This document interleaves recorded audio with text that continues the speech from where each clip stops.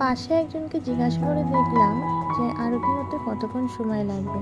তো উনি বললেন 1.5 ঘন্টা সময় লাগবে। তো সেই জন্য আবার মন্দির থেকে বাইরে বেরিয়ে এলাম, কারণ অন্য সময় আবার গিয়ে আরতি দেখব।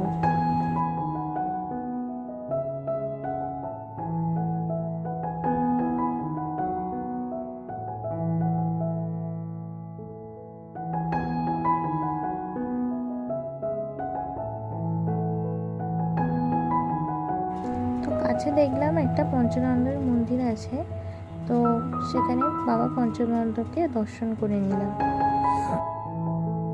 তো বাড়ি আসার পথে ফুচকা খেয়ে বাড়ি এলাম। তো বন্ধুরা, আমার মিনি ব্লগটা এখানেই শেষ করলাম। আবার আসবো নতুন ভিডিও নিয়ে। ততক্ষণে তোমরা সুস্থ থেকো, ভালো থেকো। এখন টাটা।